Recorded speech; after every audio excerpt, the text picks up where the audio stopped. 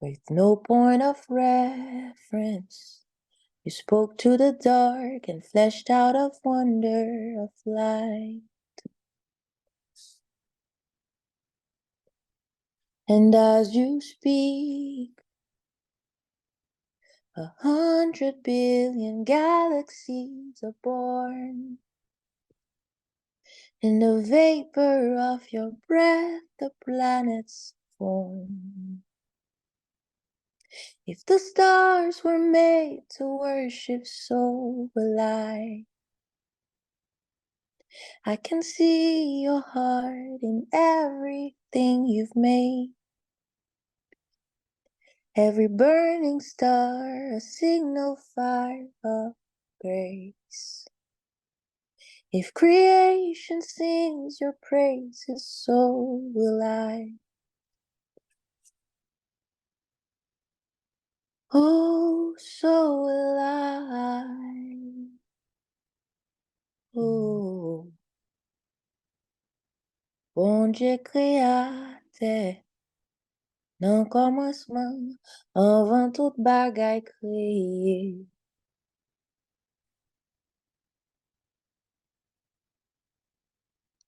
Son pas de rien, avec voix ou fait noir tourner lumière.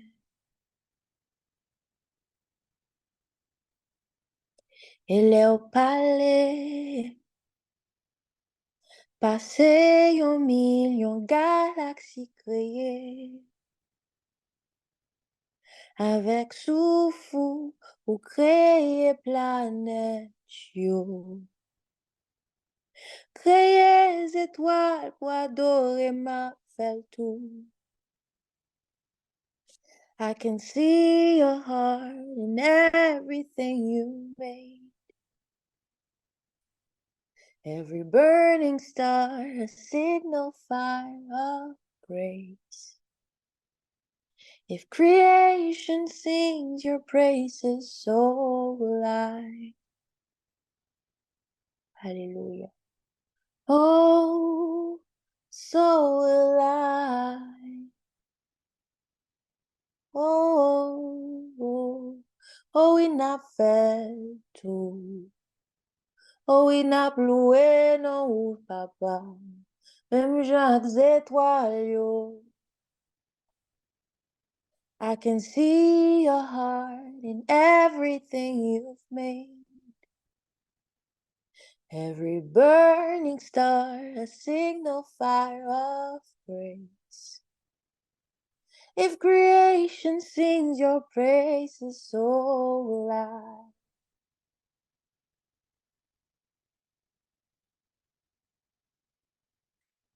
God of your promise, you don't speak in vain, no syllable empty or void. Alléluia. Merci Seigneur. For once you have spoken, il est fidèle. All nature and science follow the sound of your voice. Ooh, ooh, ooh. And as you speak, 100 billion creatures catch your breath, evolving in pursuit of what you said. If it all reveals your nature, so will I. I can see your heart in everything you say, le fidèle. Every painted sky, a canvas of your grace. If creation still obeys you, so will I. Oh, so will I. Oh, so will I. If creation sings your praises, so will I. Oh, je bénirai l'Éternel pour tous ses faits. Sa louange sera toujours dans ma bouche. Je bénirai l'Éternel. Je bénirai l'Éternel. Oh, pour tous ses faits. Sa louange sera toujours dans ma bouche. Je bénirai l'Éternel. Oh, mon âme bénis l'Éternel. Oh, bénis le Dieu d'amour. Oh, mon âme bénis l'Éternel. Oh, parce qu'il t'a fait du bien. Il est toujours là. Sa présence est toujours là. Il nous fait toujours du bien. Alléluia. Parce qu'il t'a fait du bien. Oui, il est fidèle. Oui, il est fidèle. Parce qu'il t'a fait du bien. Oh, parce qu'il t'a fait du bien. Oui, il t'a fait du bien parce qu'il t'a fait du bien dans le bon comme les mauvais moments. Oui, il t'a fait du bien parce qu'il t'a fait du bien. Oui, il t'a fait du bien parce qu'il t'a fait du je bénirai l'Éternel pour tous ses faits. Sa louange sera toujours dans ma bouche. Je bénirai l'Éternel. Je bénirai l'Éternel pour tous ses faits. Sa louange sera toujours dans ma bouche. Je bénirai l'Éternel. Oh, mon âme, bénis l'Éternel. Bénis le Dieu d'amour. Oh, mon âme, bénis l'Éternel,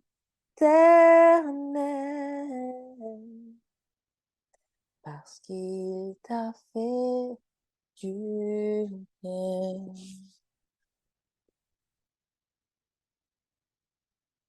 Parce qu'il t'a fait du bien. Oh, parce qu'il t'a fait du bien.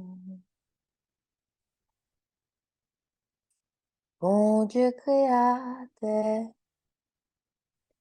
dans le commencement, avant toute bagaille vin créer. Oh, son pas de rien, avec voix ou fait noir tourner lumière. Il est au palais, passé yon million galaxie créée. Avec souffle, créer toute planète, yo. Créer les étoiles pour adorer ou m'appelle tout. Moi l'amour nan tout ça ou t'es créé. Toutes étoiles qui brillé, rappelez-moi compassion. Si création chante loin, je m'appelle tout.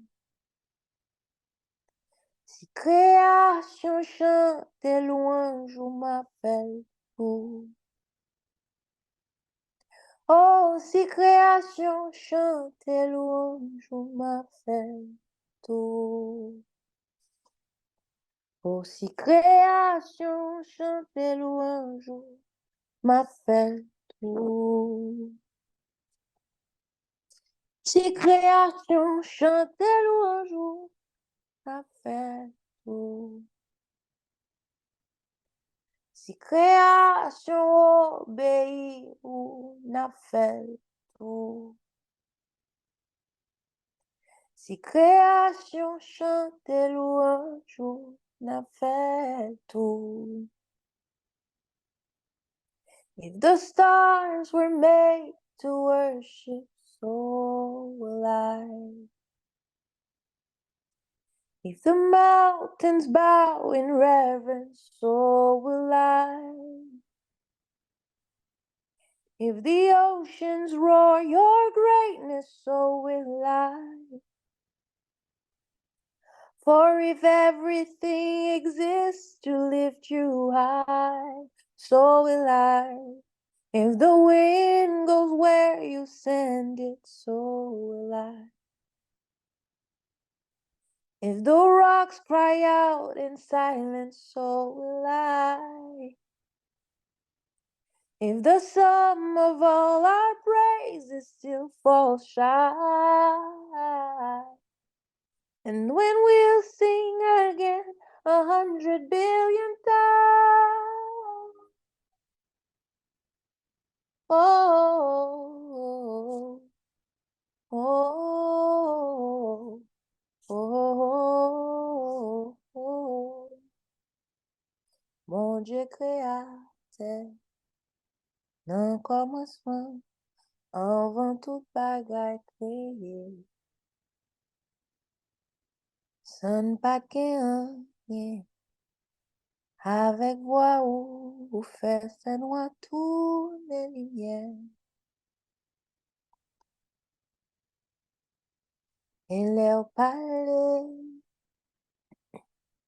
passer un million galaxies créées, avec souffle créer toute planète, créer les étoiles pour adorer ou m'a fait tout. Moi loin l'amour tout ça ou vient créer. Toutes étoiles qui brillent, rappelez-moi compassion. Si création a chanté loin, je m'appelle tout. Si création chante loin, je m'appelle tout.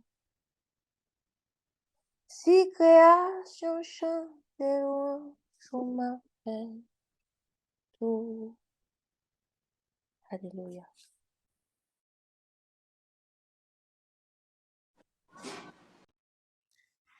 Seigneur, on te dit merci. Merci, Papa, pour le mois de mai.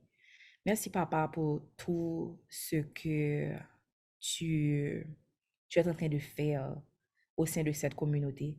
Merci, Seigneur, pour cette nouvelle série. Merci, Seigneur, pour cette communauté qui grandit. Merci, Seigneur, pour des membres qui sont en train de grandir. Merci, Papa, pour tout ce que tu vas déposer dans nos cœurs cet après-midi. Merci, Seigneur, parce qu'on sait que tu vas faire un changement, que tu es déjà en train de toucher les cœurs. Papa, je te demande, Seigneur, de toucher ma bouche, Saint-Esprit, pour que tu parles à travers moi, pour que ces paroles soient des paroles prophétiques, pour que ces paroles soient des paroles qui touchent, des paroles qui corrigent et des paroles qui créent, Papa. Dans ton nom précieux, Seigneur Jésus, je prie. Amen. Amen. Faites-moi savoir si vous arrivez à m'entendre malgré la musique de fond. Est-ce que ma voix sort bien?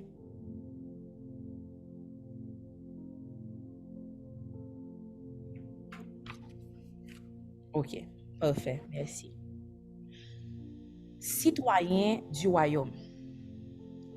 Enseignement 1. Thank you, Jesus.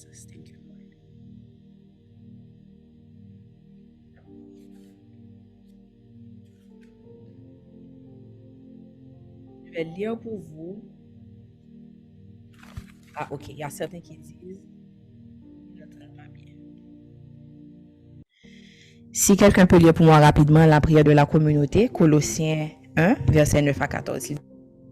Je peux lire en français. Vas-y, tu peux. On va lire en français seulement aujourd'hui. Ok. Colossiens 1, verset 9 à 14, version 8 secondes. C'est pour cela que nous aussi, depuis le jour où nous en avons été informés, nous ne cessons de prier Dieu pour vous et de demander que vous soyez remplis de la connaissance de sa volonté, en toute sagesse et intelligence spirituelle, pour marcher d'une manière digne du Seigneur et lui être entièrement agréable, portant des fruits en toutes sortes de bonnes œuvres et croissant par la connaissance de Dieu, fortifié à tout égard par sa puissance glorieuse, en sorte que vous soyez toujours et avec joie, persévérants et patients.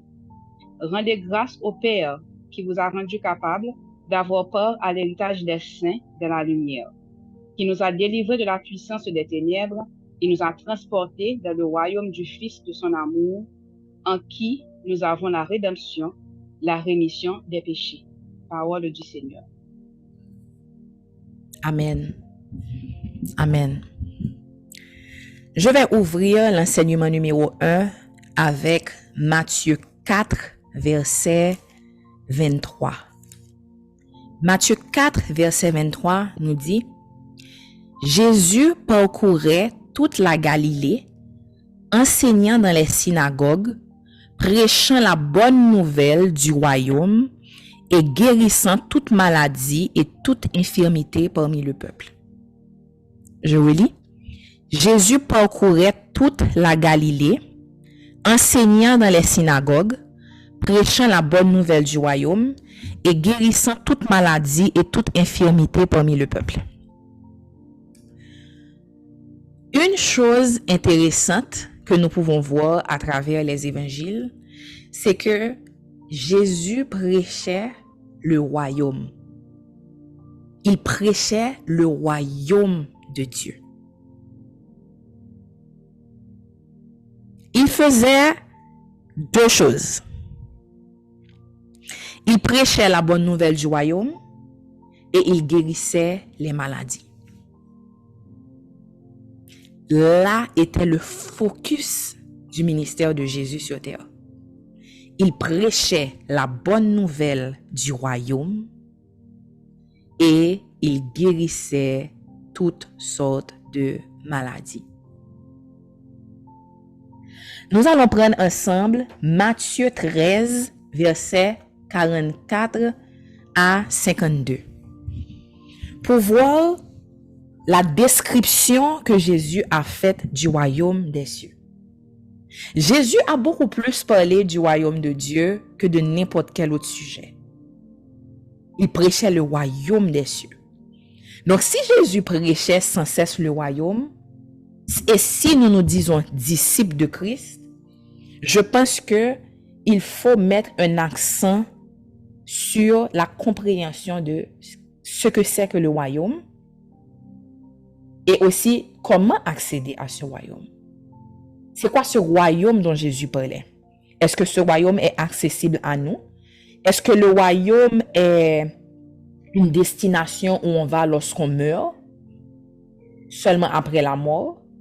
Est-ce que le royaume est un concept abstrait? C'est quoi le royaume?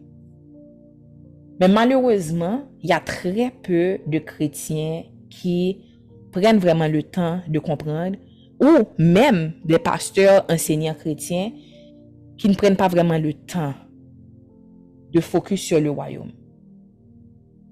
Un des hommes de Dieu qui n'est plus sur cette terre, que vraiment je trouve qui a vraiment insisté sur le concept du royaume, c'est Dr. Myles Munroe.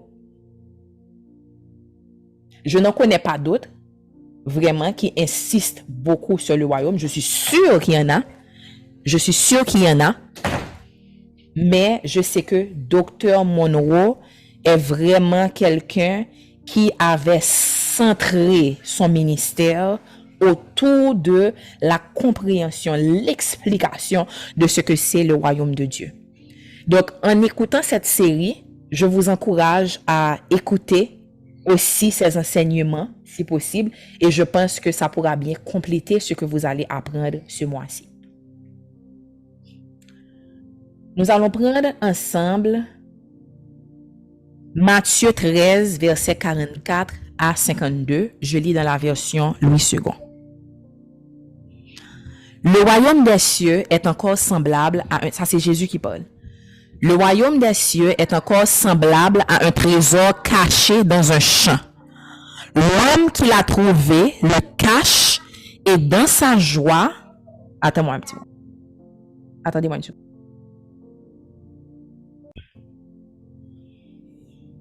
Le royaume des cieux est encore semblable à un trésor caché dans un champ. L'homme qui l'a trouvé le cache et dans sa joie, il va vendre tout ce qu'il a et achète ce champ. Le royaume des cieux est encore semblable à un marchand qui cherche de belles perles. Okay? Le royaume des cieux est encore semblable à un marchand qui cherche de belles perles. Il a trouvé une perle de grand prix et il est allé vendre tout ce qu'il avait et l'a acheté. Le royaume des cieux est encore semblable à un filet jeté dans la mer et ramassant des poissons de toute espèce. Quand il est rempli, les pêcheurs le tirent et après s'être assis sur le rivage, ils mettent dans les vases ce qui est bon et ils jettent tout ce qui est mauvais. Il en est de même à la fin du monde. Les anges viendront séparer les méchants d'avec les justes et ils les jetteront dans la fournaise ardente où il y aura des peurs et des graissements dedans. Avez-vous compris toutes ces choses? Oui, répondirent-ils. Et il leur dit, c'est pourquoi tout scribe instruit de ce qui regarde le royaume des cieux est semblable à un maître de maison qui tire de son trésor des choses nouvelles et des choses anciennes. C'était Matthieu 13, versets 44 à 52.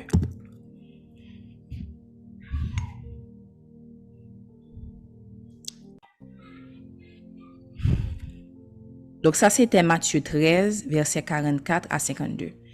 Et on voit que Jésus était en train de décrire le royaume des cieux.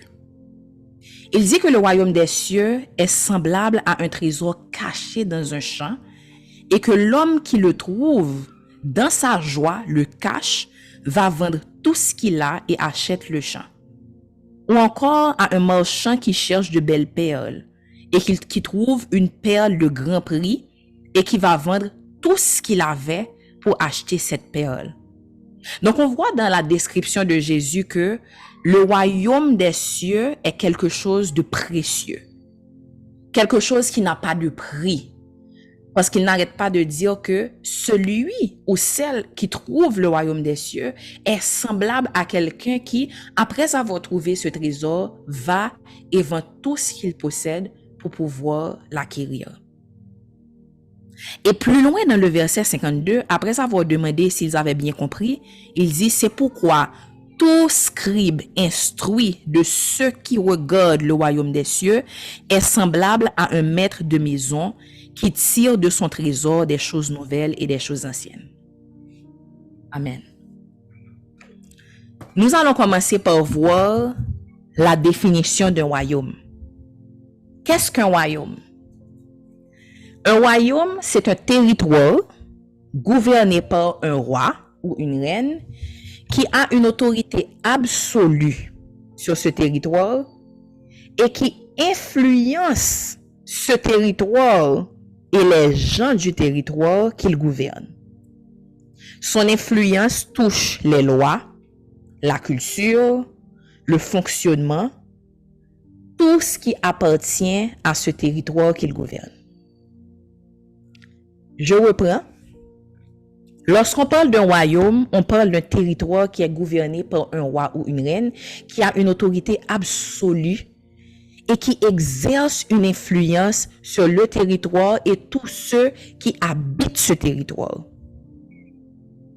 Celui qui gouverne le royaume a une influence absolue sur les lois, sur le mode de fonctionnement et tout ce qui appartient à ce territoire. Ça, c'est la définition d'un royaume.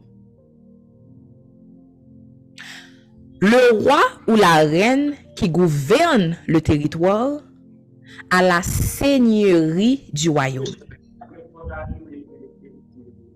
Le roi ou la reine qui gouverne sur le territoire a la seigneurie du royaume. En anglais, lorsqu'on parle de seigneurie, c'est la même chose que le terme lordship. Lordship. Vous avez sûrement déjà entendu ce terme-là.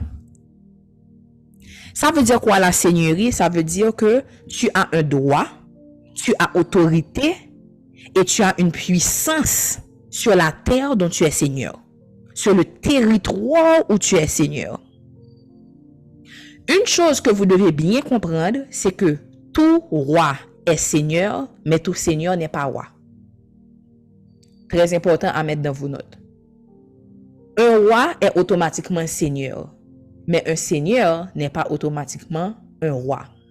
Un seigneur peut avoir reçu une autorité sur un domaine spécifique, sur une portion spécifique du territoire. Vous comprenez? Mais le seigneur n'est pas nécessairement un roi. Ok?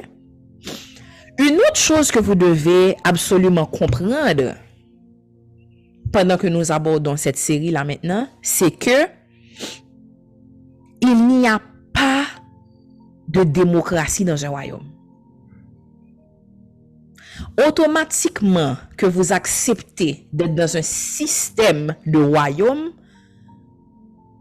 eh bien, vous devez savoir qu'il n'y a pas de démocratie. Le roi ou la reine qui gouverne le territoire a une autorité absolue sur tout ce qui peut influencer le territoire.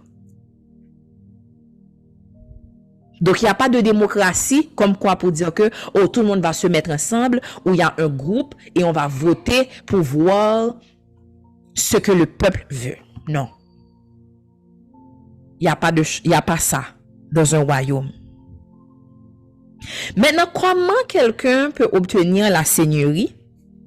C'est par droit de sang. Ou bien, on peut dire à la naissance. La seigneurie s'obtient par droit de sang, ok, à la naissance. Je vous donne un exemple très concret de qu'est-ce que ça veut dire un droit de sang, ok? Si on regarde, on va prendre beaucoup d'exemples certaines fois sur le fonctionnement de certains gouvernements ou certains systèmes dans le monde actuel. Parce que une chose qui est très importante à savoir, c'est que tout ce que vous voyez là sur la terre, et nous t'es capable comme ça, est comme un réplica du fonctionnement du royaume céleste. La façon dont les gouvernements fonctionnent, les lois, la façon dont vous voyez que la société fonctionne est un réplica du royaume céleste. Mais déformé, teinté, et on va voir pourquoi.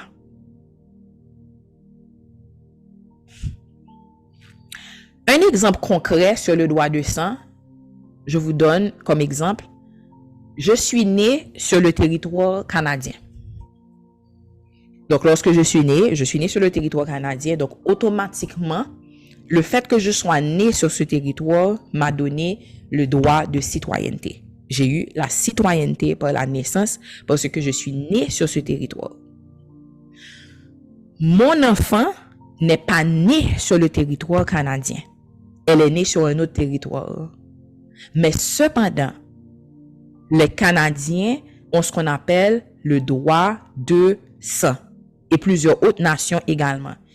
Ce qui fait que, même si elle n'est pas née sur le territoire canadien, je n'ai eu qu'à me présenter à l'ambassade canadienne pour montrer que c'était une enfant qui est née de moi, une citoyenne canadienne, et automatiquement, elle a eu son certificat de citoyenneté canadienne par droit de sang. Et lorsqu'elle l'a eu, elle n'avait même jamais mis les pieds sur le territoire canadien. Le droit de sang. Vous allez voir dans certains cas que un enfant peut naître sur le territoire haïtien, mais parce qu'il a un parent américain, par droit de sang, automatiquement, il a le droit à la citoyenneté américaine. Le droit de sang. Donc, la seigneurie s'obtient à la naissance ou par droit de sang. Un autre exemple que je peux vous donner, si quelqu'un a quitté Haïti en 2010, le 12 janvier 2010, on a eu un tremblement de terre qui a fait de nombreux ravages, qui a tué des milliers et des milliers de personnes. OK? Et à un moment donné, on a eu des avions militaires qui sont rentrés sur le territoire haïtien. Ces avions étaient venus avec un mandat. Ce mandat était de venir chercher et évacuer les citoyens de ces pays. Et automatiquement, les gens qui étaient américains se sont présentés là où il y avait les avions militaires américains. Ceux qui étaient canadiens se sont présentés là où il y avait des avions militaires canadiens. Je ne sais pas s'il y avait d'autres, c'était ces deux-là dont j'étais au courant. Et automatiquement, ces gouvernements-là avaient une autorité pour venir prendre ceux qui leur appartenaient de ce territoire-là, pour les évacuer. Donc, vous voyez que c'est pas n'importe quoi. Il faut comprendre comment l'autorité fonctionne, comment la seigneurie fonctionne, comment la gouvernance sur un territoire fonctionne. Parce que ça vous donne des droits, ça ouvre des portes que vous ne pouvez pas avoir si vous n'appartenez pas au fonctionnement, à ce système-là. J'espère que vous êtes là jusqu'à présent. Et partant de là, on va lire ensemble Genèse 1 à partir du verset 23 ou 26. Je prends maintenant pour vous.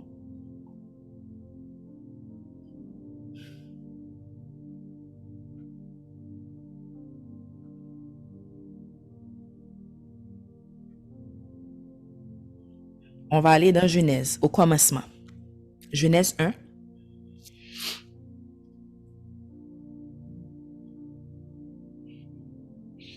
Genèse 1, à partir du verset 26 à 31, je lis pour vous dans la version Louis II. Puis Dieu dit, faisons l'homme à notre image, selon notre ressemblance, et qu'il domine sur les poissons de la mer, sur les oiseaux du ciel, sur le bétail, sur toute la terre, et sur tous les reptiles qui rampent sur la terre. Dieu créa l'homme à son image, il le créa à l'image de Dieu. Il créa l'homme et la femme. Dieu les bénit et Dieu leur dit, soyez féconds, multipliez, remplissez la terre et l'assujettissez et dominez sur les poissons de la mer, sur les oiseaux du ciel et sur tout animal qui se meut sur la terre. Et Dieu dit, voici, je vous donne toute herbe portant de la semence et qui est à la surface de toute la terre, et tout arbre ayant en lui du fruit d'arbre et portant de la semence, ce sera votre nourriture. Et à tout animal de la terre, et à tout oiseau du ciel, et à tout ce qui se meut sur la terre, ayant en soi un souffle de vie, je donne toute herbe verte pour nourriture. Et cela fut ainsi. Dieu vit tout ce qu'il avait fait, et voici, cela était très bon. Ainsi, il y eut un soir, et il y eut un matin. Ce fut le 6e jour. Nous allons mettre un focus spécial sur la partie où il dit « Faisons l'homme à notre image, selon notre ressemblance, et qu'il domine sur les poissons de la mer, sur les oiseaux du ciel, sur le bétail. » Donc, lorsque Dieu créa l'homme,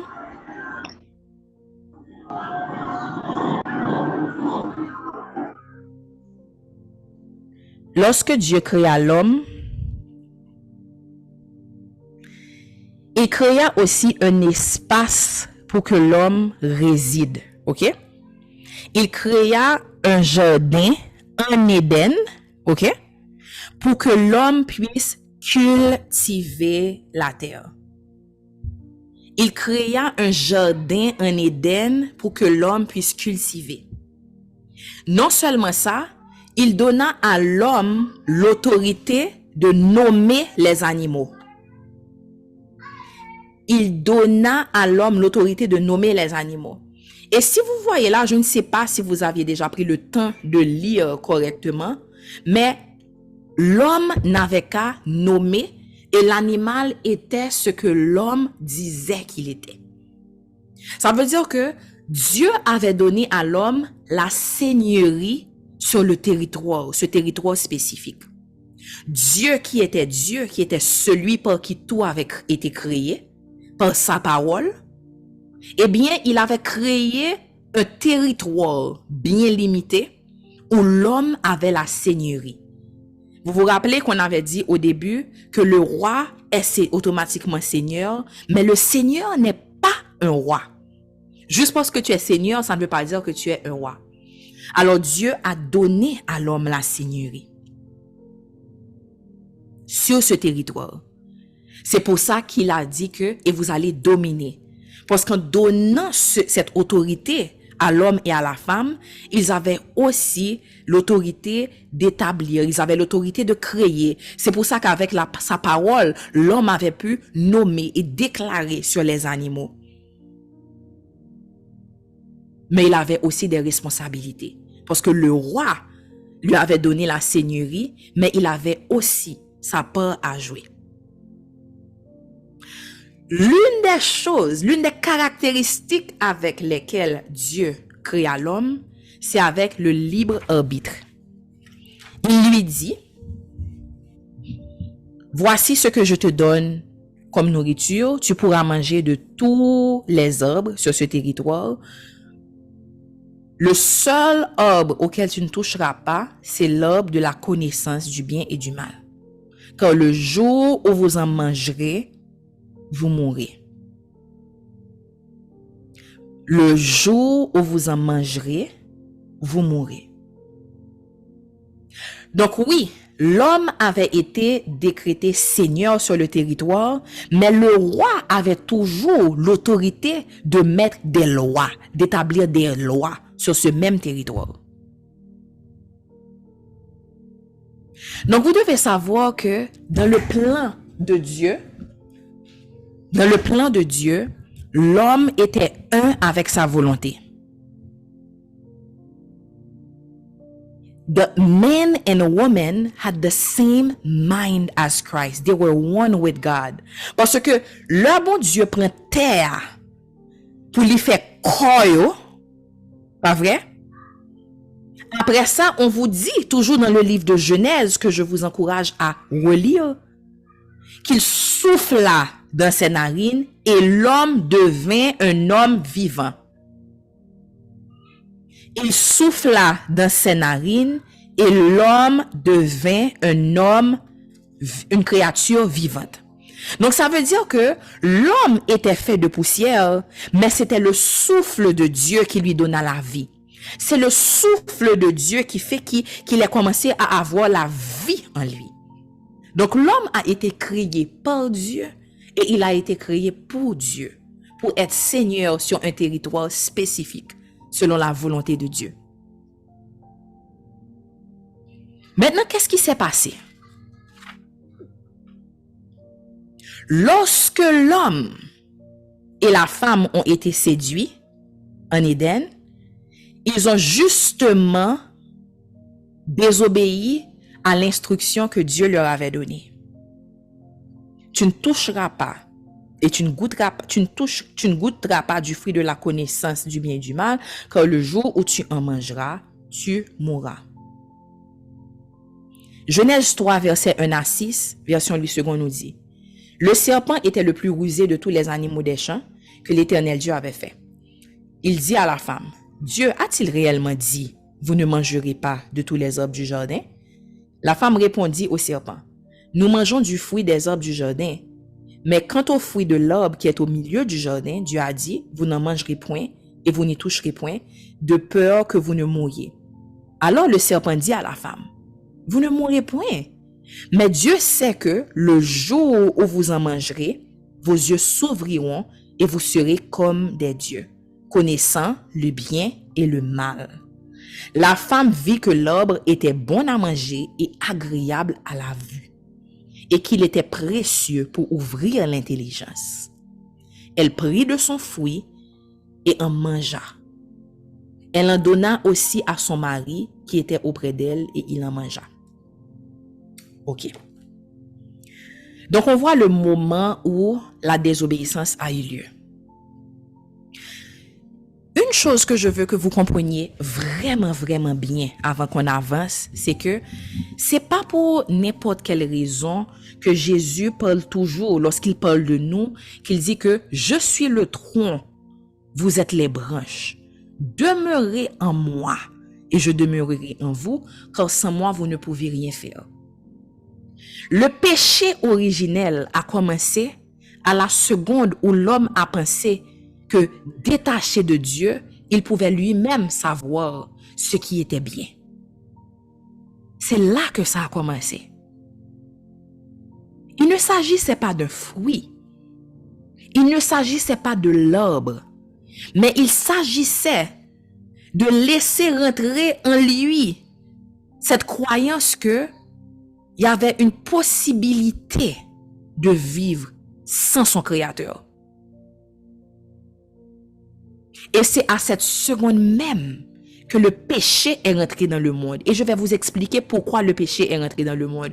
Parce que bien que l'homme avait reçu la seigneurie sur le territoire, l'homme n'était pas roi.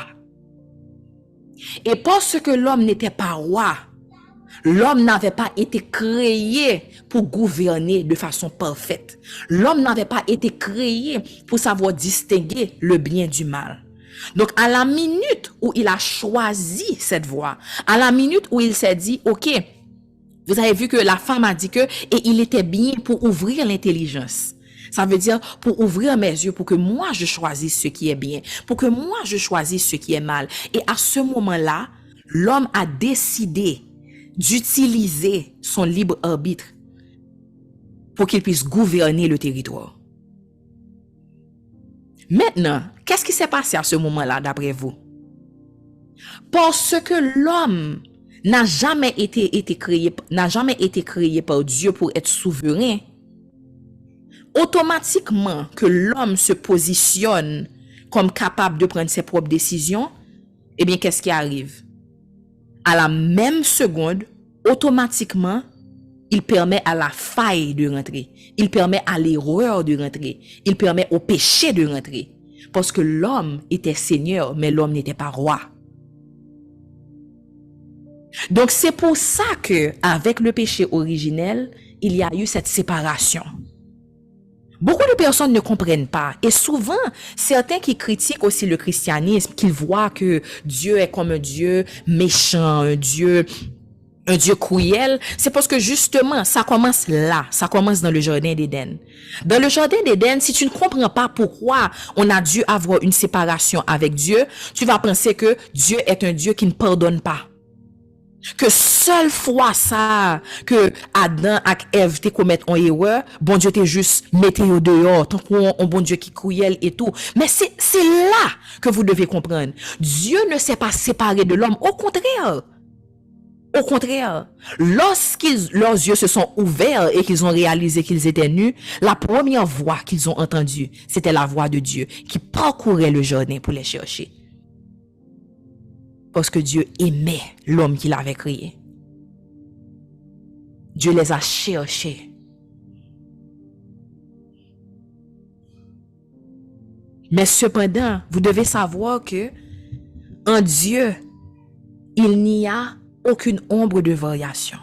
Il n'y a aucune ombre de ténèbres. Donc Dieu, dans sa nature même, ne peut pas coexister avec le péché.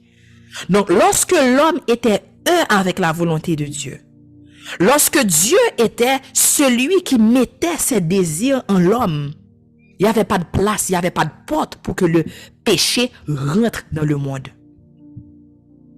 Mais dès que l'homme et la femme ont décidé qu'ils pouvaient choisir entre le bien et le mal, la possibilité de faille, la possibilité de ténèbres, la possibilité de pride.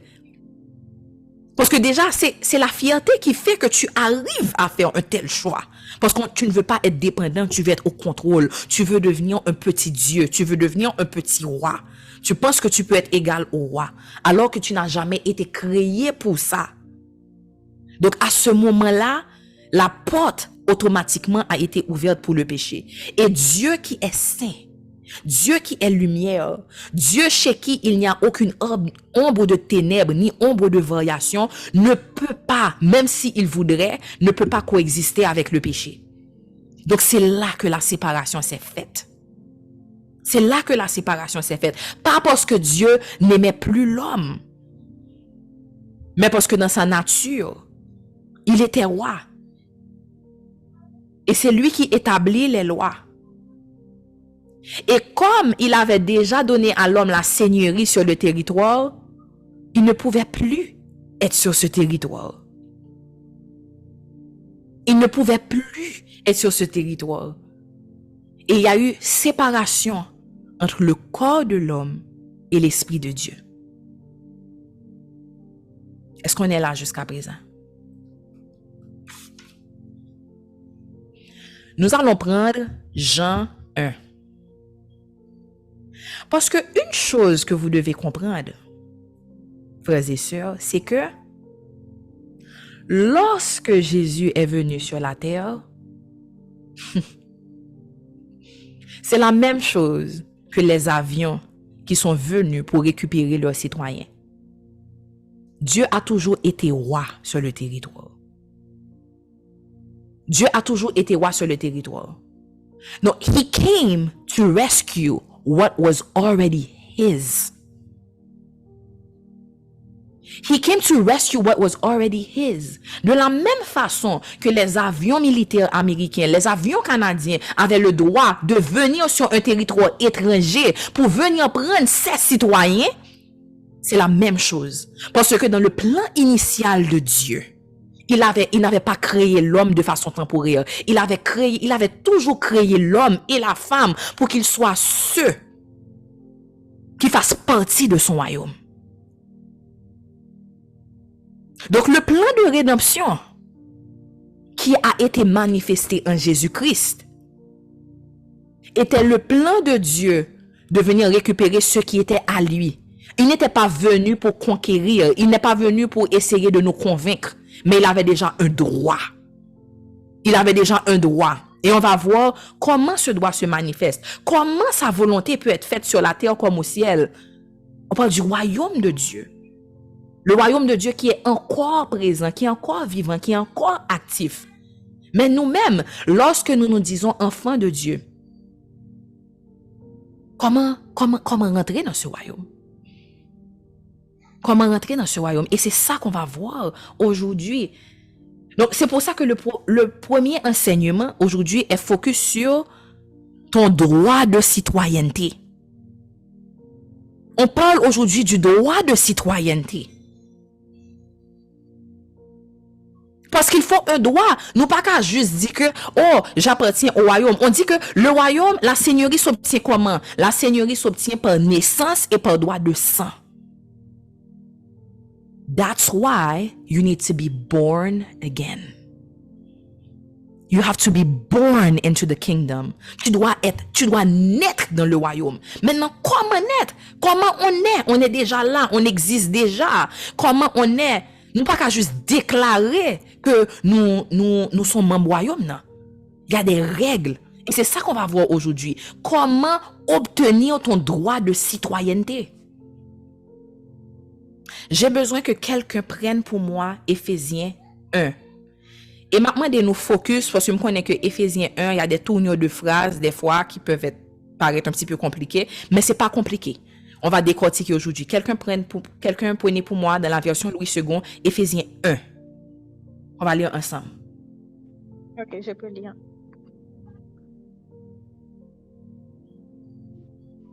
Je peux lire? Vas-y. Éphésiens chapitre 1.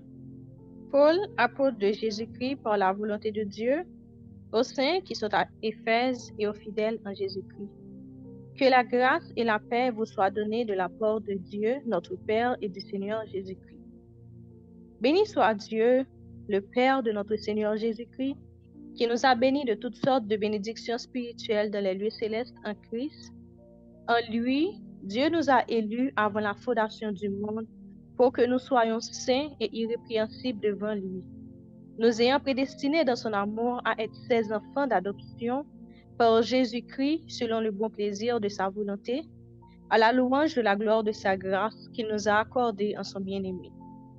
En lui, nous avons la rédemption par son sang, la rémission des péchés selon la richesse de sa grâce, que Dieu a répandue abondamment sur nous par toute espèce de sagesse et d'intelligence, nous faisant connaître le mystère de sa volonté selon le bienveillant dessein qu'il avait formé en lui-même pour le mettre à exécution lorsque les temps seraient accomplis, de réunir toutes choses en Christ, celles qui sont dans les cieux et celles qui sont sur la terre.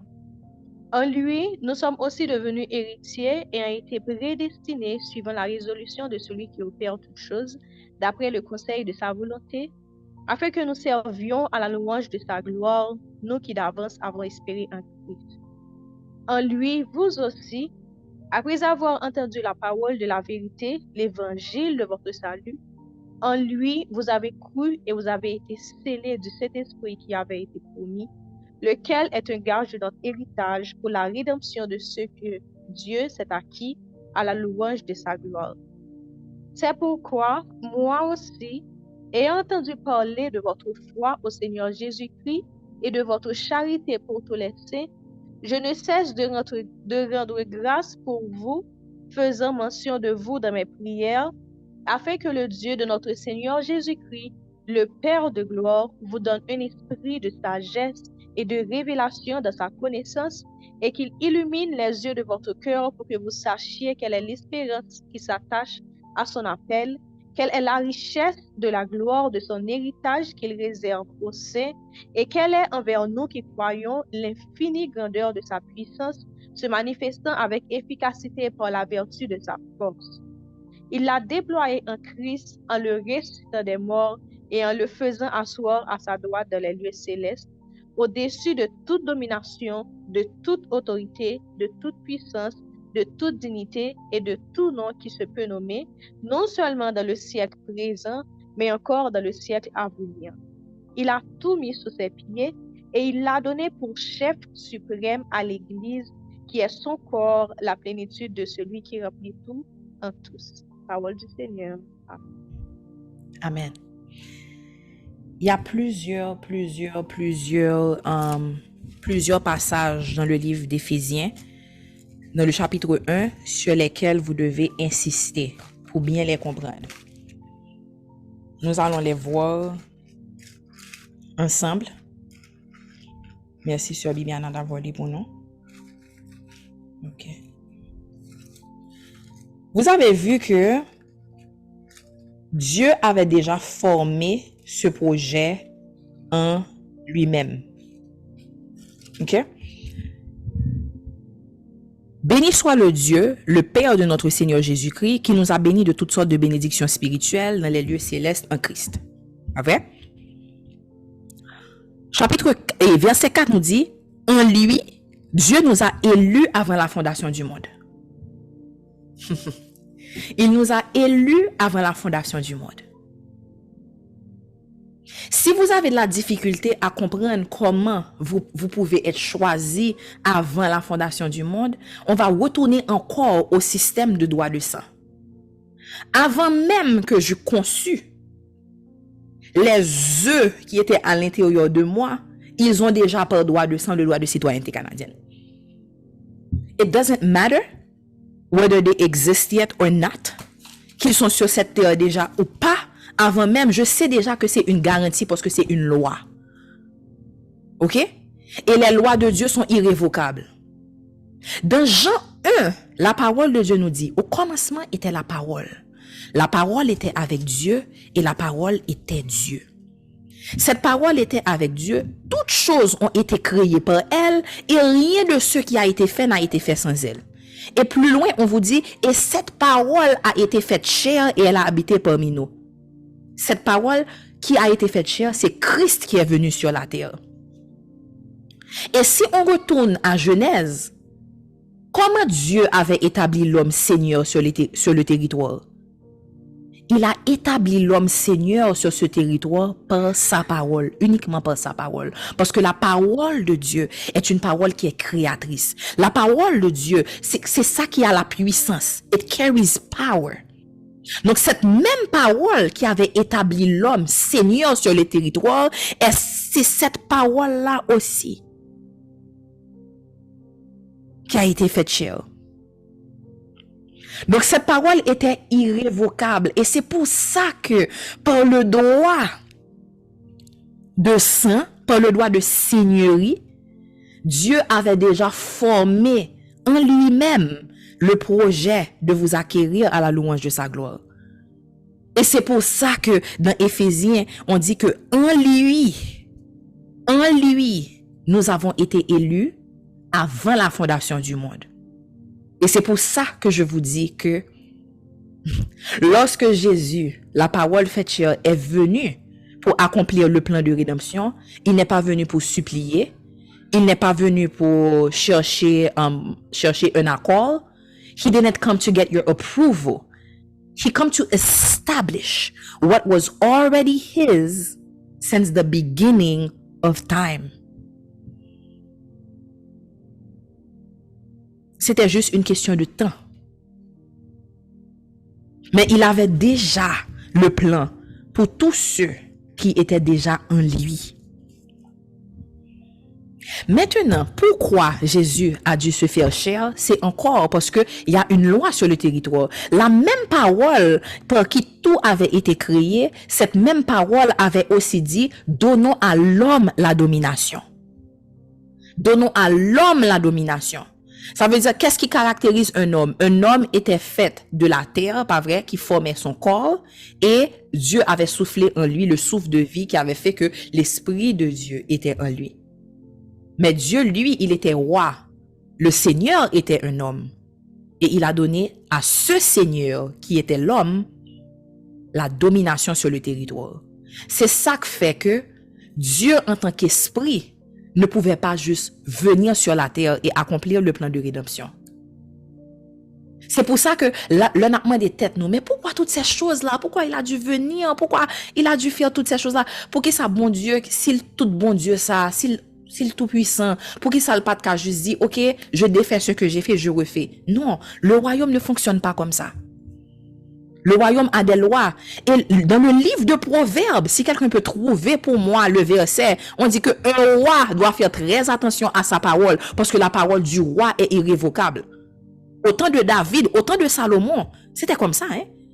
Le roi, lorsqu'il dit quelque chose, et c'est pour ça que lorsque le roi était ivre et que la femme était venue demander la tête de Jean-Baptiste, on vous dit que même lorsque le roi avait réalisé ce qu'il avait fait, parce qu'il était sourd et puis il dit, ok, je vais te donner la tête de Jean-Baptiste sur un plateau, même quand il a réalisé qu'il avait commis une erreur, il dit, ça me fait là, il ne pouvait pas juste dire, ok, j'ai changé d'avis. La parole du roi était scellée. Une fois que c'est sorti, c'était fini. Et c'est pour ça que les rois devaient avoir une grande sagesse, parce que leur parole était irrévocable. C'est ça le fonctionnement du royaume. Donc c'est pour ça que Dieu, il a donné à l'homme la domination, l'Ibalil net. Jusqu'à la fin de cet âge-là, jusqu'à la fin the ages, just until the end of the ages, his word must stand. That's kingdom principle. Et c'est pour ça que c'est important de retourner à ces choses-là. Parce que dans le monde où on vit, dans ce monde de démocratie, où chacun peut juste dire ce qu'il pense, chacun pense que tout est une démocratie, toute décision qui doit être prise est une réunion, on ne respecte plus les autorités, etc. Donc, concept ça, il est vraiment important pour nous comprendre, yo. Pour comprendre c'est quoi le royaume, c'est quoi le fonctionnement du royaume. Parce que pour plusieurs d'entre nous dans cette génération, ce sont des concepts qui sont vraiment étranges pour nous. On ne les connaît même pas. Parce qu'on pense que Dieu fonctionne dans une démocratie. Non, le royaume n'est pas une démocratie.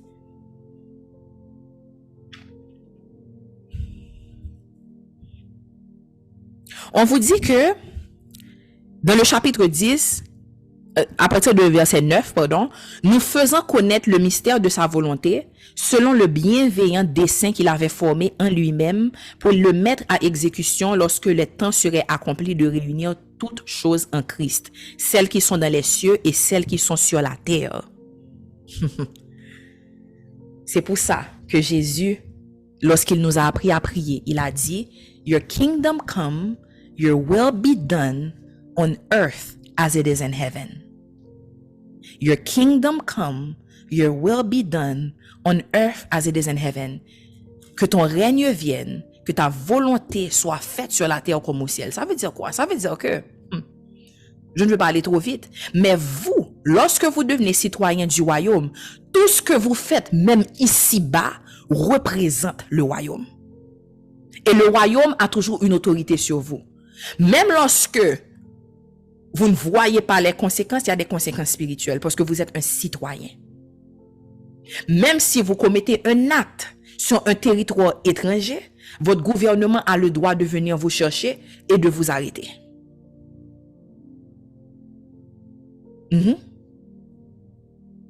Parce que vous représentez le pays dont vous êtes citoyen.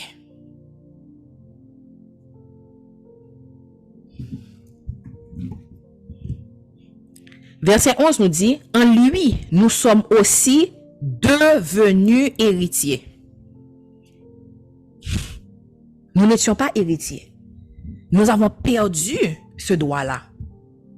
Mais avec le sacrifice de Jésus, Jésus qui a dû se faire homme, pourquoi? Parce que le roi avait donné dès le commencement la domination à l'homme.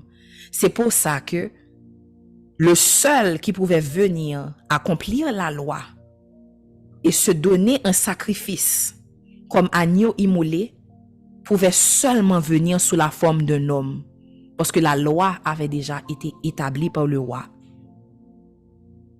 Un esprit ne pouvait pas venir sur la terre et accomplir le sacrifice. Il fallait qu'il vienne sous la forme de celui qui avait la seigneurie sur le territoire, et c'était l'homme. Et c'est pour ça qu'il est venu, qu'il s'est fait chair, qu'il n'a pas utilisé son égalité à Dieu, mais qu'il s'est humilié, il s'est dépouillé de tout ce qu'il avait pour accomplir le sacrifice pour nous, afin que, au nom de Jésus, tout genou fléchisse. On va continuer à voir ça dans les prochaines semaines. Mais je veux aujourd'hui vous donner 4 clés sur comment rentrer dans le royaume. La première façon d'entrer dans le royaume, c'est de nous soumettre au portail. La première façon de rentrer dans le royaume, c'est de te soumettre au portail d'entrée. Tu ne peux pas essayer de rentrer de façon illégale. Lorsque tu rentres sur un territoire, c'est pour ça qu'il y a un port, il y a un aéroport, il y a un système d'immigration. Et c'est là qu'on dit que tu es rentré de façon légale sur le territoire. Tu es rentré de façon légale sur le territoire. Et la porte du royaume n'est en nul autre qu'en Jésus-Christ le Messie. C'est la seule porte. Dans Jean 14, versets 6 à 11, Jésus dit, « Je suis le chemin, la vérité et la vie. Nul ne vient au Père que par moi. Si vous me connaissez, vous connaîtrez aussi mon Père. Et dès maintenant, vous le connaissez et vous l'avez vu. » Philippe lui dit, « Seigneur, montre-nous le Père et cela nous suffit. » Jésus lui répondit, « Il y a si longtemps que je suis avec vous et tu ne m'as pas connu, Philippe. Celui qui m'a vu a vu le Père. Comment est-ce que tu peux dire, montre-nous le Père? Ne crois-tu pas que je suis dans le Père et que le Père est en moi? Les paroles que je vous dis, je ne les dis pas de moi-même. Et le Père qui demeure en moi, c'est lui qui fait les œuvres. Croyez-moi, je suis dans le Père et le Père est en moi. Croyez du moins à cause de ses œuvres. je suis le chemin, la vérité et la vie. Nul ne va au Père que par moi. Et c'est pour ça que dans notre mentalité de démocratie, on pense qu'on peut décider de nous-mêmes comment nous allons rentrer sur le territoire, comment on va rentrer sur le royaume. On pense qu'on peut établir nos règles et dire, oh, mais je pense que si je suis une bonne personne, et on pense qu'on peut établir vraiment les règles qui qualifient pour rentrer légalement dans le royaume. Mais ça ne marche pas comme ça. Pour être un citoyen du royaume, il faut se soumettre à la porte d'entrée. Vous devez vous soumettre à la porte d'entrée et vous rappeler que la fierté et le désir de choisir vous-même, c'était ça le péché originel. Attention à ne pas répéter le même péché qui était la cause première de la perte de ce droit de citoyenneté. Il nous a déjà montré, il nous a déjà dit, voici le chemin. Et sachez que si vous croyez que Jésus est réellement venu sur cette terre, qu'il a réellement souffert à Golgotha, qu'il a été percé pour nos iniquités, qu'il a été défiguré, si vous croyez vraiment ça, et que d'un autre côté, vous croyez que vous pouvez décider qu'il y a d'autres portes qui peuvent vous amener à Dieu, eh bien, vous faites de Dieu un menteur. Vous faites de Dieu. Automatiquement, que vous croyez que Dieu est venu et qu'il a souffert, qu'il est venu sous forme humaine et qu'il a fait toutes ces choses-là, et qu'il y a quand même une autre façon, eh bien, le Père est un Père cruel. Parce que s'il y avait un autre moyen, si c'était pas la seule porte,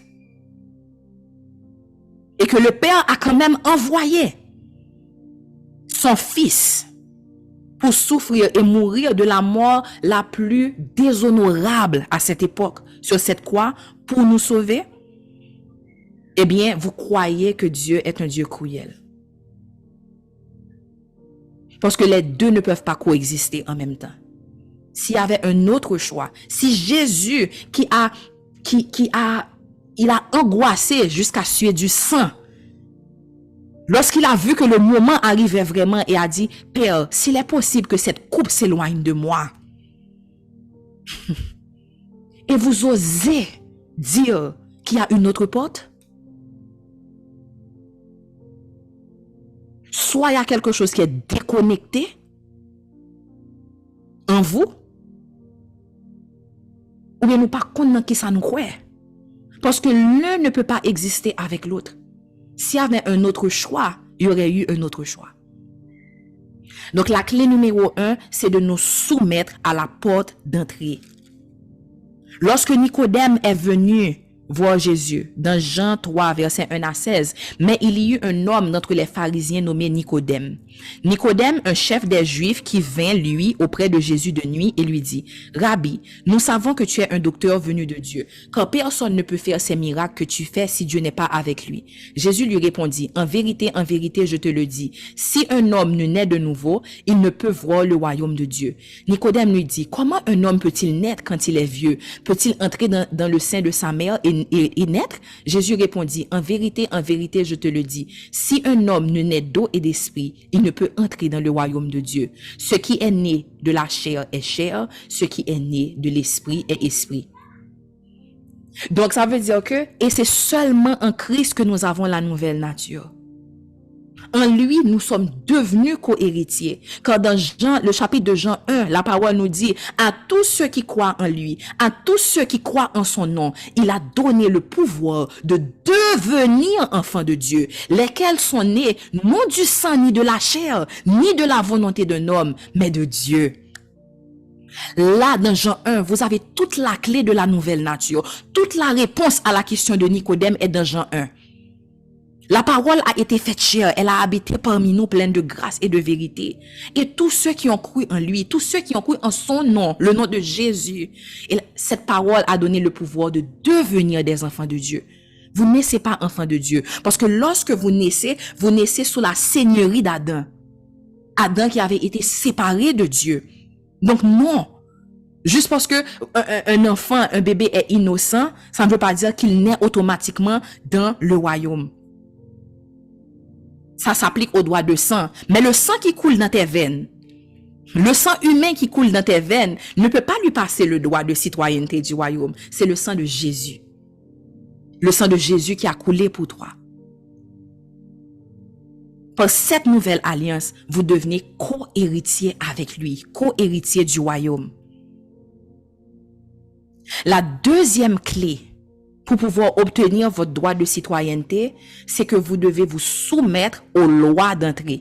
On avait parlé dans le point numéro 1, se soumettre à la porte d'entrée, mais vous devez aussi vous soumettre aux lois d'entrée. Tout ne peut pas rentrer avec toi. Il y a des lois d'entrée. Et c'est pour ça que lorsque Jésus a parlé au jeune homme riche qui dit, mais qu'est-ce que je dois faire pour hériter du royaume de Dieu? Qu'est-ce que je dois faire pour être parfait? C'était un jeune homme riche, juif. Il suivait la loi, un jeune homme correct par rapport à la loi. Et Jésus dit, si tu veux être parfait, va, vends tout ce que tu possèdes et suis-moi et tu auras un trésor dans les cieux. Et on vous dit quoi? Il a été emparé d'une grande tristesse parce qu'il avait beaucoup de biens. Et qu'est-ce que Jésus a dit à ses disciples à ce moment-là? Il sera plus facile pour un chameau de rentrer par le trou d'une aiguille que d'un riche de rentrer dans le royaume des cieux. Ça veut dire quoi? Quelqu'un qui est riche, quelqu'un qui s'amasse des trésors sur la terre. Matthieu 6, ne vous amassez pas des trésors sur la terre où la teigne et la rouille dérobent. Et ça vous dit, faites du royaume des cieux votre priorité première et toutes ces autres choses moins importantes vous seront données par-dessus. Ça veut dire qui ça? Que bon Dieu connaît que faut que nous manger, il connaît faut que nous travaillons et il sait comment distribuer ses ressources financières. Mais on vous dit de ne pas faire de ces choses la préoccupation première de votre cœur. Focus sur le royaume. Parce que une fois que vous êtes dans le royaume, faites-moi confiance, le roi sait prendre soin de ses citoyens. Il sait prendre soin de ceux qui appartiennent à son territoire. C'est une promesse que toutes ces autres choses vous seront données par-dessus. Donc tout ne peut pas rentrer avec toi. Ça, c'est une autre façon d'avoir ton droit de citoyenneté. Lorsque vous arrivez sur un territoire, vous avez une forme à l'immigration qui vous dit, est-ce que tu as est-ce que nous avons des armes sous nous? Est-ce que nous avons des couteaux sous nous? Est-ce que nous avons une série de manger que vous pas prendre, vous jeté yo? Pas vrai? Depuis que vous arrivez sur le territoire, il y a des choses qu'on vérifie. What are you carrying in your luggage? Est-ce que c'est quelque chose qui a le droit de rentrer sur le territoire? Est-ce que c'est quelque chose qui a un danger pour le territoire? Donc, de la même façon, lorsque vous voulez rentrer, lorsque vous voulez franchir pour rentrer dans le royaume, vous devez vous soumettre aux lois d'entrée. Vous devez vous soumettre aux lois d'entrée. Amen. Est-ce que vous êtes là? On va lire Matthieu 16, chapitre 25. Pour illustrer ce point encore plus. Matthieu 16, chapitre 25. Nous dit, car celui qui voudra sauver sa vie la perdra, mais celui qui la perdra à cause de moi la trouvera. Chapitre 26, verset 26 nous dit, et que servirait-il à un homme de gagner tout le monde s'il perdait son âme? Amen. Tout ne peut pas rentrer dans le royaume avec toi. La clé numéro 3, obtenir ton droit de citoyenneté, c'est reconnaître ton état en dehors du royaume. Tu dois reconnaître ton état en dehors du royaume. Il faut reconnaître que tu es pécheur, que tu es né pécheur et que sans Christ, tu ne peux rien, que tu ne peux même pas vouloir les choses de Dieu si ce n'est pas l'Esprit de Dieu qui t'aide à même les vouloir. Est-ce que vous comprenez ça? Il faut que tu reconnaisses ton état en dehors du royaume. Ou pas fait tout sauver. Bon Dieu prend en côté, il prend en côté, il ramasse en côté. No matter how self-righteous you think you are, même si tu grandis dans l'église, même si tu n'as jamais vraiment été dans le monde, parce qu'il y a des gens vraiment que depuis petit, depuis tout jeune, ils ne sont pas rentrés dans certaines choses. Mais dans ta chair, tu sais que réside le siège du péché. Il faut que tu reconnaisses ça pour savoir que tu as besoin d'un sauveur. Sans reconnaître ton état en dehors du royaume, tu ne vas jamais vraiment chercher le royaume. Tu ne pourras même pas identifier la porte d'entrée du royaume. Il faut reconnaître qu'on est pécheur. On va lire certains versets qui nous montrent ça. Dans Romains, le livre de Romains. Romains 3, versets 21 à 30. Mais maintenant, sans la loi est manifestée la justice de Dieu, à laquelle rendent témoignage la loi et les prophètes. Justice de Dieu par la foi. Après ça, de 21, pardon. Justice de Dieu par la foi en Jésus-Christ pour tous ceux qui croient. Il n'y a point de distinction, car tous ont péché et sont privés de la gloire de Dieu. Et ils sont gratuitement justifiés par sa grâce, par le moyen de la rédemption qui est en Jésus-Christ. C'est lui que Dieu a destiné par son sang à être pour ceux qui croient victime propriatoire afin de montrer sa justice. Parce qu'il avait laissé impunis les péchés commis auparavant au temps de sa patience, afin de montrer sa justice dans le temps présent.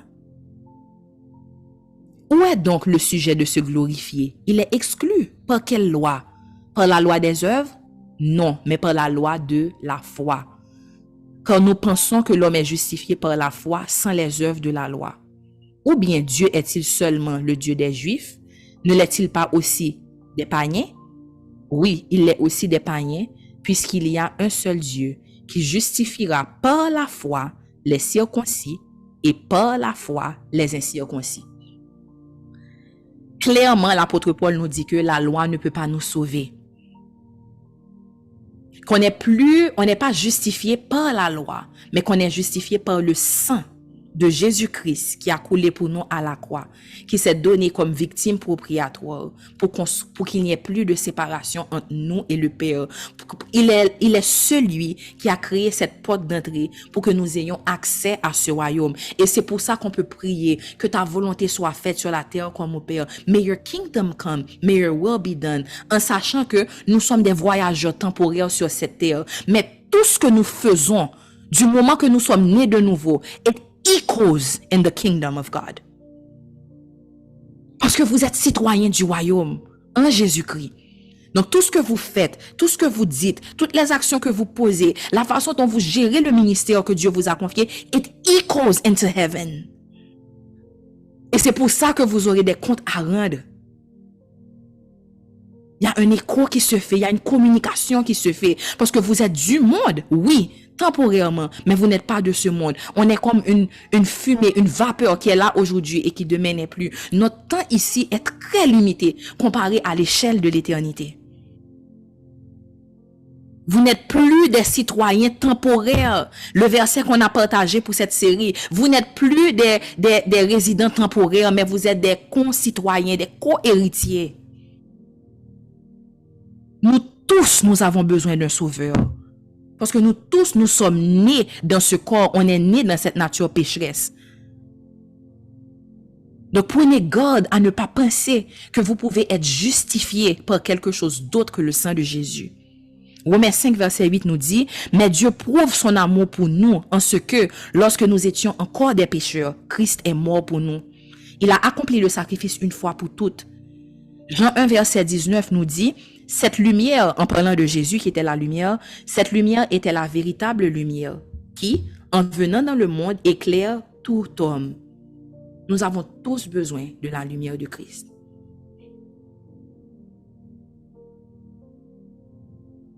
Et nous avons parlé aussi du droit de sang, pas vrai, pour la citoyenneté, et de la naissance, naître sur le territoire, pas vrai, ou bien avoir un lien de sang. Et on a vu que le lien de sang pour nous, qui voulons avoir accès au royaume, c'est par le sang de Jésus. Mais à une autre façon aussi, par l'alliance. Être marié à quelqu'un qui a ce droit-là, eh bien cette personne peut vous passer la citoyenneté. Il y a moyen par ce lien-là, le lien d'alliance. Et c'est pour ça que Jésus dit que we are his bride. Il dit que il est celui qui vient chercher. L'Église est l'épouse. Parce que lorsque vous appartenez au corps du Christ, vous avez accès aussi au royaume par l'alliance. Par l'alliance. Et vous allez voir que même lorsque nous avons des gens qui fait de séries de faux mariages pour avoir des papiers, pas vrai? Mais on vous demande des preuves. On vous demande des preuves, non? USCIS, hello. Je me rappelle quand on faisait une application, on a dit, oh, si vous voulez soumettre des documents supplémentaires, voyez photo, voyage, photo mariage. C'est que you have a track record to show that I've been with that person for a long time. Je suis marié avec cette personne-là et voici, j'ai une intimité. Donc, de la même façon, vous pouvez essayer de vous coller un peu au corps du Christ pour essayer d'avoir certains avantages qui viennent avec. Mais ne pas avoir une intimité réelle. Et lorsqu'on regarde vraiment, on voit que c'est un faux mariage.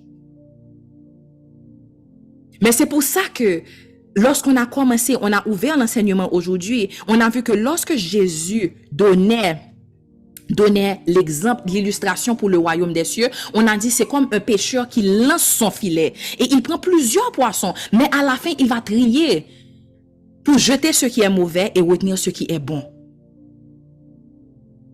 Donc, vous pouvez essayer de vous coller, vous pouvez essayer de montrer une fausse intimité, vous pouvez essayer de façonner, de manigancer un mariage, entre guillemets. Mais à la fin des temps, on verra toujours ce qui est vrai, ce qui étaient les vrais brebis et ce qui essayait de se coller au troupeau juste pour avoir les bénéfices temporaires.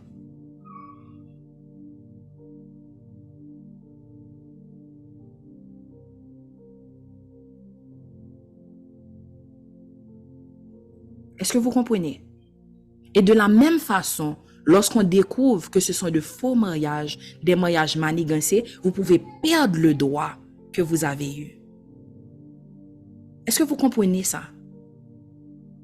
So, the Bible says that Christ will come back for his bride. But are you truly married to him? Et le quatrième et dernier point pour aujourd'hui, obtenir ton droit de citoyenneté, la quatrième façon, c'est de devenir comme un enfant. Un enfant s'adapte sans résistance, il s'adapte au rythme du milieu où il est placé. Je sais qu'il y a beaucoup de parents ici. Si à un certain moment, vous avez eu à vous déplacer ou bien votre enfant a dû changer d'école, quel que soit le changement, et peut-être que vous avez cherché des conseils près de personnes plus âgées, avec plus d'expérience, ou bien des psychologues et tout. Et je suis sûre que vous avez entendu cette réponse-là. Ne t'inquiète pas pour l'enfant. Parce que les enfants ont cette capacité vraiment à capter tout ce qui est dans leur territoire. Ils captent la langue rapidement. Ils captent le rythme de vie. Et vous serez même étonné de voir à quel point il s'adapte. Et c'est pour ça que Jésus dit que pour entrer dans le royaume de Dieu, il faut devenir comme un de ses petits-enfants. Jésus vient, il tape fin au enseignement, il prend Timoun, il mettait Timoun yo chita sous lui. Et puis il a dit, en ce moment, les disciples s'approchèrent de Jésus et dirent, qui donc est le plus grand dans le royaume des cieux? Jésus, ayant appelé un petit enfant, le plaça au milieu d'eux et dit, je vous le dis en vérité, si vous ne vous convertissez et si vous ne devenez comme les petits-enfants, vous n'entrerez pas dans le royaume des cieux. C'est pourquoi quiconque se rendra humble comme ce petit enfant sera le plus grand dans le royaume des cieux. Et on va voir ça plus en profondeur dans les prochaines semaines. Est-ce que tu t'adaptes au royaume? Est-ce que tu t'adaptes au mode de vie du royaume? Est-ce que tu t'adaptes à la façon de parler du royaume? Le passage, c'est Matthieu 18, versets 3 et 4. Il faut devenir comme un enfant. Donc, les 4 points. Point numéro 1, vous devez vous soumettre à la porte d'entrée. Point 2, vous devez vous soumettre aux lois d'entrée. Le point 3, vous devez reconnaître votre état en dehors du royaume. Parce que laissez-moi vous dire quelque chose. If you don't know, si tu ne sais pas ce qu'il y a comme bénéfice de l'autre côté, même lorsque tu arrives sur le territoire, attendez bien, oui, you will always take it for granted. Combien de gens qui voulaient tellement laisser Haïti, qui se plaignaient tellement d'Haïti, et qui sont arrivés sur notre territoire juste pour se plaindre encore? You will never be grateful when you don't know why. C'est quoi ton état? C'est quoi le avant et après? C'est quoi le bénéfice de changer de territoire? Et puis, après rentrer, vous allez être comme les Israélites qui sortent de l'Égypte et puis qui arrivent et puis qui commencent à plaindre, qui commencent à parler derrière dos Aaron avec Moïse. On était bien en Égypte, même si on était esclaves, au moins il y avait de la viande. You will never be satisfied. Il faut savoir, il faut reconnaître ton état en dehors du royaume. Et le dernier point, numéro 4, c'est que vous devez devenir comme un enfant qui s'adapte sans résistance au milieu dans lequel il est placé. Seigneur, nous te disons merci. Merci, Papa, pour ton amour. Merci, Seigneur, pour tout ce que tu as planté en nous.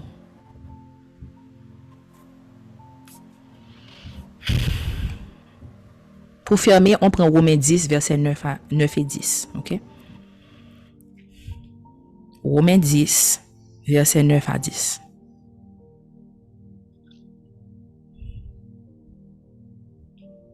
Si tu confesses de ta bouche le Seigneur Jésus, et si tu crois dans ton cœur que Dieu l'a ressuscité des morts, tu seras sauvé. Car c'est en croyant du cœur qu'on parvient à la justice, et c'est en confessant de la bouche qu'on parvient au salut. Selon ce que dit l'Écriture, quiconque croit en lui ne sera point confus. Aujourd'hui est la journée du salut. Donc si après avoir écouté ce message, il y a plusieurs personnes qui sentent dans leur cœur qu'ils veulent faire ce pas, qu'ils reconnaissent le sacrifice que Jésus a fait pour eux à la croix, et qu'il n'y a aucun autre chemin, il n'y a aucune autre porte qui amène au royaume si ce n'est pas par lui, et qui veulent accepter. Faites-le de là où vous êtes. Je ne vais pas vous conduire dans une prière de salut, mais je veux que de là où vous êtes, que vous preniez une position de soumission et dites, Seigneur, je ne suis rien sans toi. Je reconnais mon état en dehors de ton royaume. Je sais que je suis pécheur. Je sais que dans ma chair, c'est le siège du péché. Mais aujourd'hui, je reconnais que tu es mort, tu t'es fait homme, tu es mort à la croix pour moi. Tu as accompli le sacrifice que je ne pourrais jamais accomplir. La loi me condamnait, mais toi, tu es venu et tu as accompli la loi. Tu as été tenté en toutes choses sans commettre de péché, pour que moi j'ai la vie éternelle. Donc Seigneur Jésus, je viens te dire ce soir que je crois en toi. Je veux faire partie de ce royaume. Alléluia. Et je déclare dans le nom de Jésus que ce soir même, vous allez vivre une expérience extraordinaire avec lui. Et que le reste de cette série sera pour vous quelque chose qui va sceller cette décision que vous avez prise. Amen. Amen. Avant de raccrocher, l'équipe de communication va partager avec vous un lien dans le chat. On veut vraiment que les enseignements touchent beaucoup plus de personnes.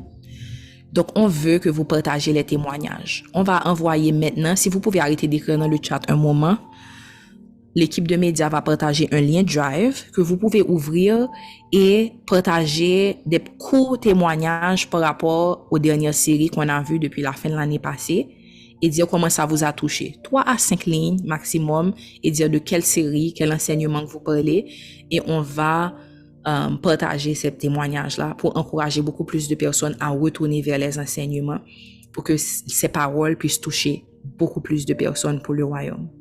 Donc, on vous dit déjà merci, ça va beaucoup nous aider.